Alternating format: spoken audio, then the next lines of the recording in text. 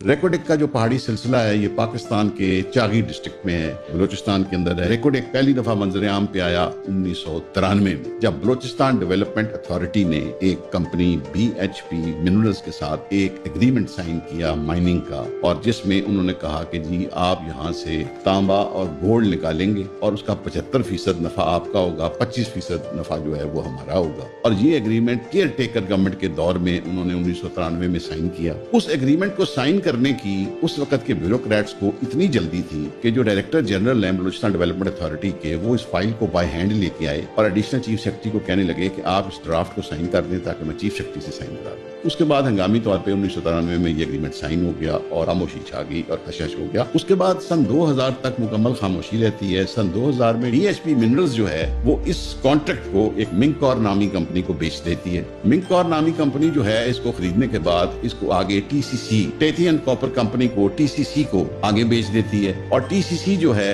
उसकी मलकियत जो है वो एंटाफागेस्टा जो एक ब्रिटिश कंपनी है और बैरक गोल्ड जो एक कैनेडियन कंपनी है उसके पास 50-50% है। इन द मीन टाइम क्या होता है कि 2006 आ जाता है, 13 साल गुजर गए हैं और कोई साइट पे एक रत्ती बराबर काम नहीं हुआ। और माइनिंग का वफाकी हुकूमत भी खामोश है और सूबाई हुकूमत भी खामोश है। 2006 में एक जमात इस्लामी के अमीर हैं मौलाना अब्दुल हक साहब, वो एक्टिव होते हैं और वो इस कॉन्ट्रैक्ट को चैलेंज करते हैं बलूचिस्तान हाई कोर्ट के अंदर, और वो कहते हैं कि जनाब ये बदनीति पे किया गया है, इसमें फ्रॉड है, ये बलूचिस्तान के हकूक की पामाली है और इसमें करप्शन की गई है। बलूचिस्तान हाई कोर्ट में वो केस चलता है और गवर्नमेंट ऑफ बलूचिस्तान उस केस को जीत जाती है उनके खिलाफ। ये कॉन्ट्रैक्ट जो है ये ज़बान ज़र आम पे आ जाता है, सोशल मीडिया पे आ जाता है, इसकी बात होनी शुरू हो जाती है। अब वो इस केस को सुप्रीम कोर्ट में ले गए। चीफ जस्टिस इफ्तिखार साहब दोबारा रीइंस्टेट हो चुके थे, उन्होंने फौरी तौर पे इस केस को अपने पास ले लिया। 2-3 साल ये केस चलता रहा। इस दौरान TCC ने दरखास्त दी गवर्नमेंट ऑफ बलूचिस्तान को कि जनाब आप हमारा रिन्यू करें, आप हमें माइनिंग लाइसेंस दें। उस जमाने में नवाब असलम रईसानी की हुकूमत थी। नवाब असलम रईसानी साहब खुद भी कह रहे थे कि जनाब ये कॉन्ट्रैक्ट जो है ये सही नहीं हुआ, इसमें करप्शन है। उन्होंने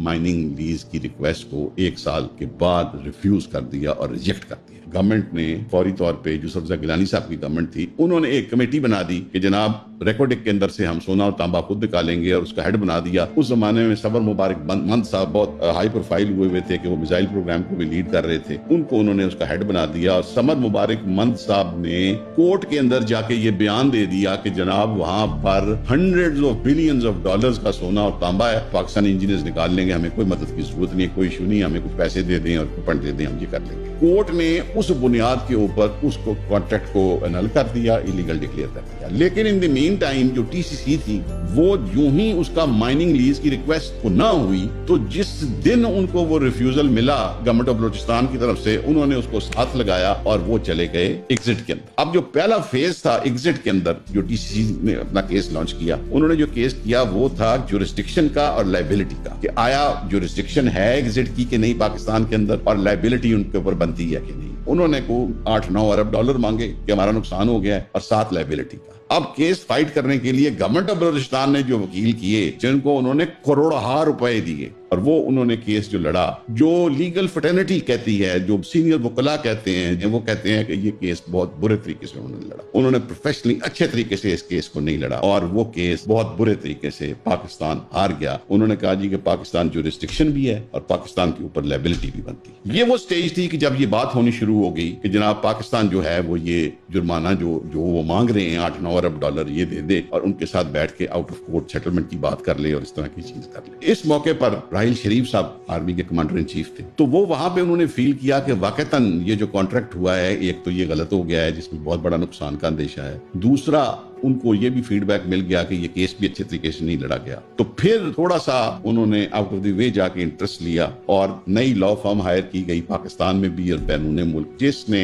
अगला हिस्सा जो केस का वो फाइट किया, उसमें डिलेज डाली, उसको स्ट्रेच किया, उसको लंबा किया। तो एक बड़ा अनोखा उन्होंने फैसला दिया। अच्छा, in the mean time Pakistan के अंदर जब उन्होंने वो फैसला दिया तो हमारे चीफ जस्टिस साहब ने उस केस को नल एंड वॉइड कर दिया और कहा कि जनाब ये इलीगल है। वो ये भूल गए कि जो छजवा साइन हुआ था, जो बलूचिस्तान गवर्नमेंट डेवलपमेंट अथॉरिटी ने एग्रीमेंट साइन किया हुआ था, जो किसी भी बड़े वकील ने कभी चेक नहीं किया था, देखा था, उसका एक क्लॉज था जिसमें लिखा हुआ था कि इस डॉक्यूमेंट की जो फाइनल आर्बिट्रेटिंग अथॉरिटी है या फाइनल जो इसका डिस्प्यूट रेजोल्यूशन का इदारा है वो सुप्रीम कोर्ट ऑफ पाकिस्तान नहीं है, वो एग्जिट है। उसमें वो लिखा हुआ था और दोनों फरीकैन ने उसको साइन किए हुए थे। थे, तो वो कमिटेड थे, वो बाउंड थे, जिस पे एग्जिट ने कहा कि हमारी जुरिस्डिक्शन बनती है, हम इस केस को सुन सकते हैं। तो एक ये पाकिस्तान के हाथ से निकल गया। तो वो उन्होंने ये किया कि उन्होंने कहा जी एक बड़ा अजीब अवार्ड दिया पाकिस्तान के अगेंस्ट। उन्होंने कहा जी कि पाकिस्तान $5.9 बिलियन जुर्माना देगा टीसीसी को। जब ये अवार्ड आया, जब ये फैसला आया, तो उसके बाद पाकिस्तान के पास सिर्फ एक राइट था कि हम इसकी एनलमेंट की अपील कर सकते हैं, वो भी टेक्निकल ग्राउंड्स पे कि जनाब इसमें एडमिनिस्ट्रेटिवली ये इश्यूज हैं तो इसको अनल कर दिया जाए। उसके अलावा आप कुछ नहीं कर सकते। किस्मत अच्छी है कि कुछ इंटरेस्ट हमारे हसास इदारों ने लिया और उन्होंने एक कलीदी किरदार अदा किया, क्योंकि जो कंपनी थी टीसीसी, उसकी जड़ें पाकिस्तान के अंदर इतनी मजबूत थी, पाकिस्तान के अंदर इतनी फैली हुई थी। यहाँ इस मौके पे जो हमारे हसास इदारे थे उन्होंने बहुत मदद की, वो सारा रिकॉर्ड निकलवाने में, वो सारे डाटा लेने में, उन वकला हजरात को मदद करने में। तो जाके ये सूरत हाल बनी कि ये जो केस है कुछ बेहतरी की तरफ गया, कि जहाँ पर जो है हमें वो जुर्माना कम हुआ, वो एग्जैक्टली वो अमाउंट अवार्ड नहीं होगी जो टोटल उन्होंने मांगी थी। इस दौरान हुकूमत आ गई इमरान खान की। इमरान खान की जब गवर्नमेंट आई तो उनको समझ आ गया, उनको नजर आ गया कि जनाब अली कि ये जो $5.9 बिलियन हैं ये तो आपको देने ही देने पड़ेंगे। तो उन्होंने क्या किया कि उन्होंने टीसीसी से, पाकिस्तान ने उनको रिक्वेस्ट किया कि जनाब छजवा को फाड़ो, अब नया एग्रीमेंट बनेगा। अब जो नया एग्रीमेंट बना है उसमें 25% के बजाय पाकिस्तान को 50% मिलेगा, हाफ एंड हाफ हो गया। उन्होंने कहा वो जो एक्सपेंसिव इक्विपमेंट लगता है वो पाकिस्तान में लगेगा, वो आप इन्वेस्टमेंट करेंगे, यहाँ पे आप उसको प्रोसेस करेंगे। अब उसके दो फायदे हैं, एक तो बाहर से इन्वेस्टमेंट आएगी, वो इक्विपमेंट यहाँ पे आएगा, यहाँ लगेगा। तकरीबन 8,000 लोगों को यहाँ नौकरी मिलेगी, 8,000 लोगों को नौकरी मिलेगी।